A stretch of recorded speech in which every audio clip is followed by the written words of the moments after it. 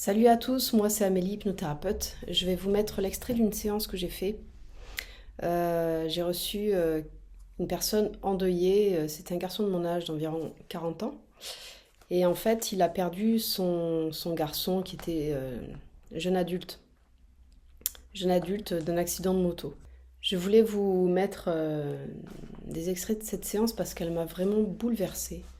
Et en fait, cet homme-là, il m'a impressionnée par sa capacité de résilience, par la force qu'il dégageait, par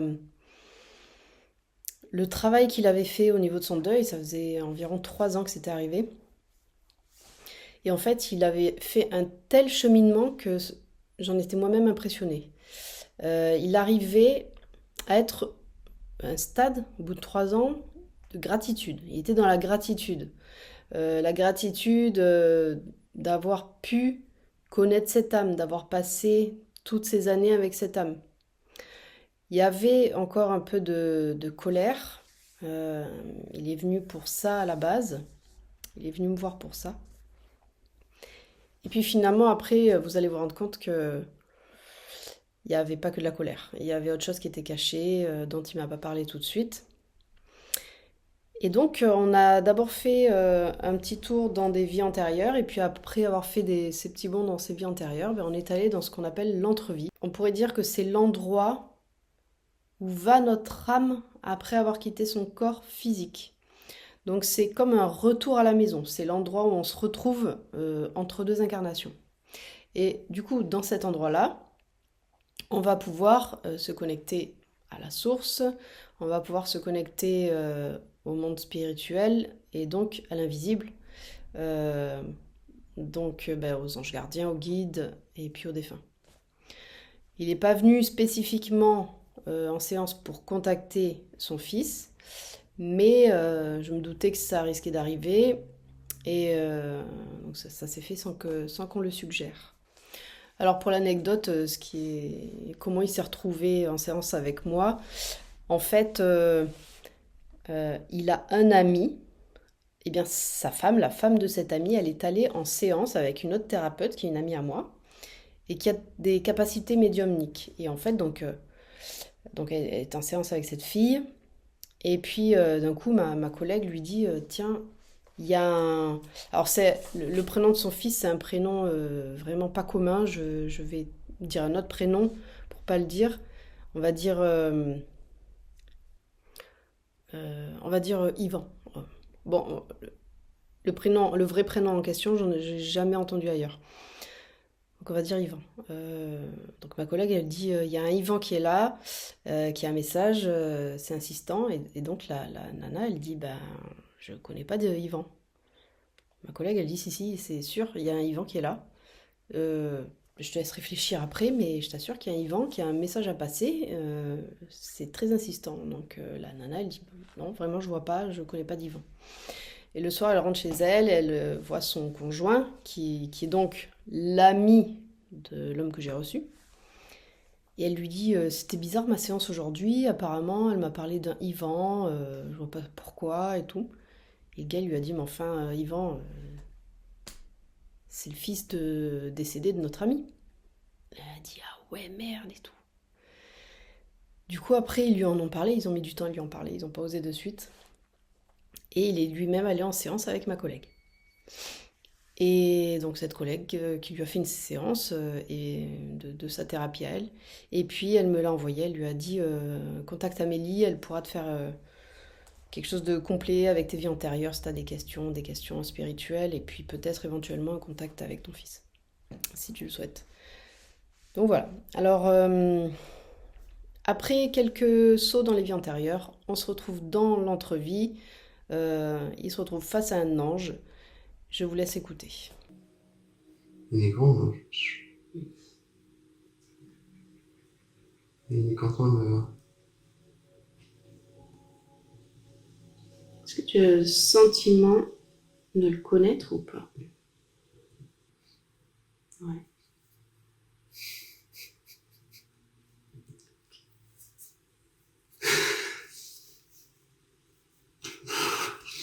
C'est ton fils?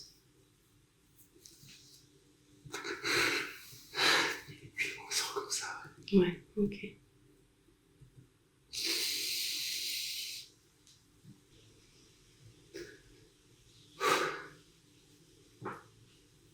Est-ce que vous êtes rentré dans la source de lumière?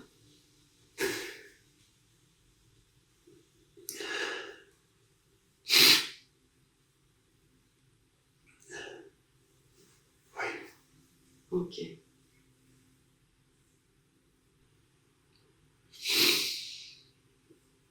Je te laisse un moment pour vivre ton expérience. Tu me diras quand je peux poser des questions.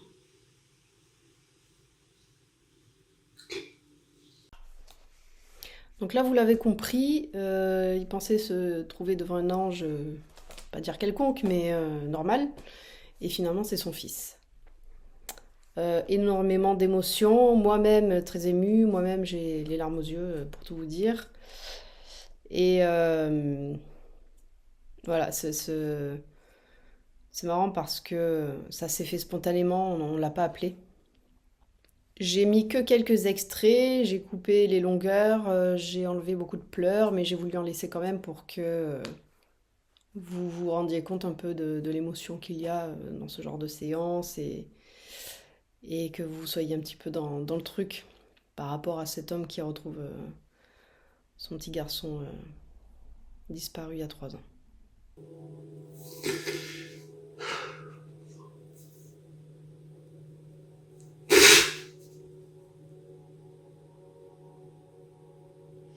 Tentons de respirer.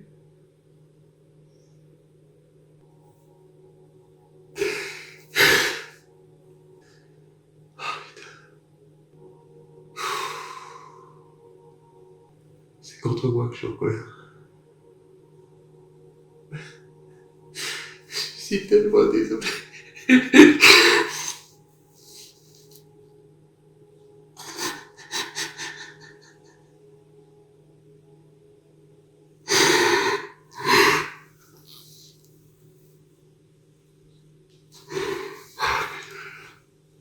Pardon.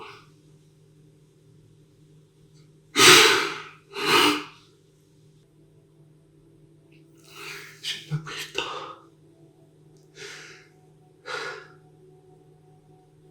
J'ai pas pris le temps. Pardon.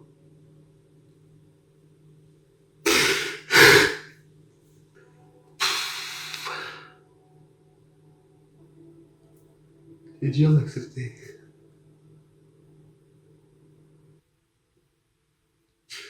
Je me bats contre moi-même.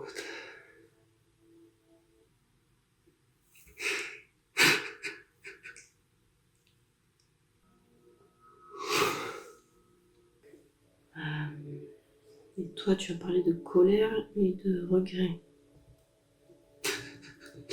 Ouais. On va demander un soin énergétique, ok, pour t'aider à libérer ça. On va faire appel à des êtres de lumière de très haut niveau, dont le rôle est d'apporter des soins pour libérer certaines choses, pour nettoyer certaines choses. Des choses qui sont là à cause de ce qu'on a vécu dans la vie. Ok. Donc pour venir faire un soin sur toi, un soin énergétique, tu peux déjà, si tu veux, imaginer simplement que tu vas dans une cascade. Ça va être une cascade libératrice, ressourçante, régénérante. Peut-être que tu vas percevoir des êtres en même temps qui vont venir faire un soin sur toi, ou peut-être que tu vas juste ressentir la cascade. Cette cascade, c'est une cascade magique. Voilà, elle va t'aider à te remettre, à te libérer de ce qui t'est plus utile. Soigner ce qui a besoin d'être soigné. Voilà, tu laisses sortir tout ce qui ne t'est plus utile.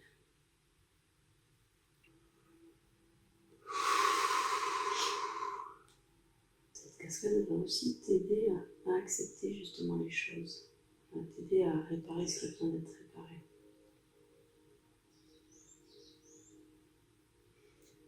accepter ce qui ne peut être changé.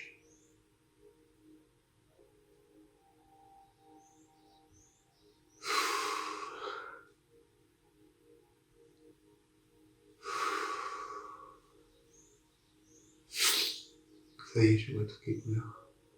Ouais. Elles sont toutes remplies. Tu sens quoi? Elles sont toutes remplies. Ah, ok. Il n'y a que la dernière, en fait, qu'il faut que je laisse encore un peu. Ok. Je reviens le rouge, le orange, le jaune.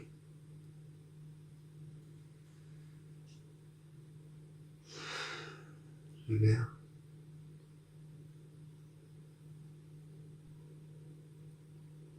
Le bleu nuit, le bleu clair.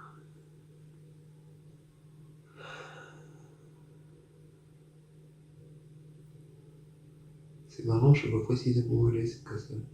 Ah ouais? Ouais. C'est une cascade que tu connais? Ouais, elles sont toutes là. On peut continuer? Allez. Allez. Ok. Pour en revenir à... Je vais lui demander si... à ce qui s'est passé du coup, est-ce que c'était prévu comme ça? Est-ce que c'était prévu qu'il s'en aille à 19 ans?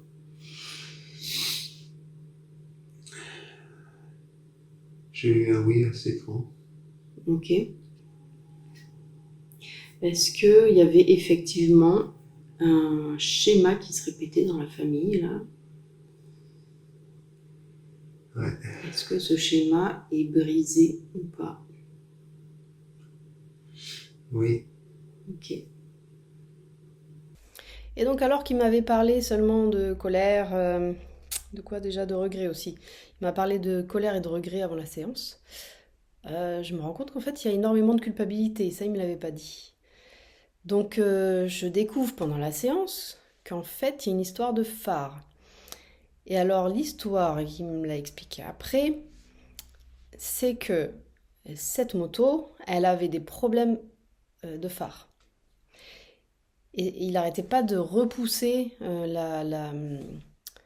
comment la réparation ou la révision de ses phares, en fait. Du coup, depuis le temps, il se demande si c'est pas sa faute, s'il n'est pas responsable de cet accident. Pendant la séance, son fils va lui montrer par des images comment s'est passé l'accident. Et il va lui montrer que les phares marchaient très bien et que donc il n'est aucunement responsable de cet accident et de sa mort. Et ça, c'est extrêmement important, c'est libérateur, vous ne pouvez pas imaginer à quel point j'ai reçu tellement de personnes comme ça qui avaient des culpabilités. Et la culpabilité dans un deuil, c'est, il faut se rendre compte à quel point c'est une émotion aussi importante que les autres, aussi importante que la tristesse, la colère qu'on voit le plus souvent. La culpabilité, elle peut vraiment nous ronger aussi. Et à chaque fois que je reçois quelqu'un en séance et qu'il y a un contact comme ça qui s'établit, le défunt, il vient clairement pour rassurer la personne. Il lui montre les images ou les événements qui se sont produits, les émotions qu'il a eues au moment du décès, qui vont rassurer et qui vont libérer de ces émotions qui n'ont plus rien à faire là et qui sont fausses en plus. La culpabilité, elle n'avait rien à faire là. Donc c'était vraiment important de s'en libérer. Et à chaque fois que je fais une séance comme ça, mais les personnes, il y a un avant et un après. Elles ressortent transformées. C'est incroyable. Donc là, c'est ce qui s'est passé. D'accord. Elle avait raison.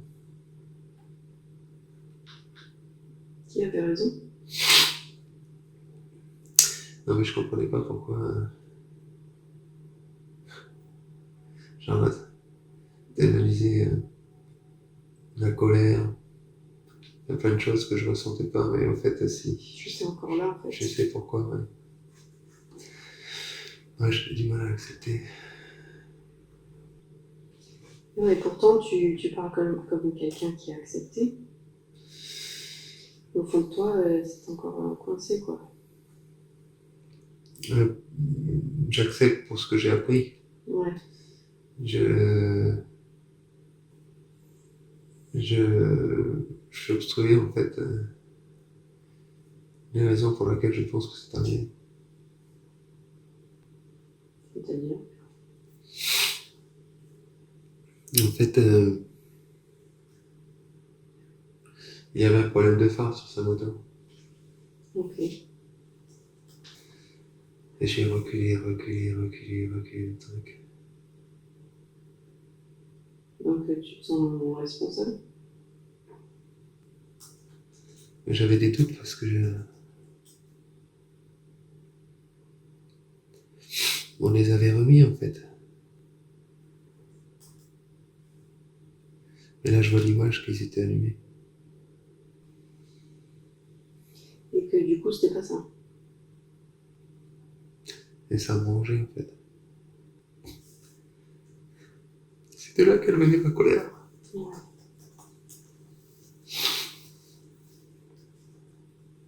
Ça va être une sacrée libération, ça. Super. Bon, je vous ai laissé un moment, vous avez communiqué, tout ça, tu as eu des compréhensions, vous avez discuté.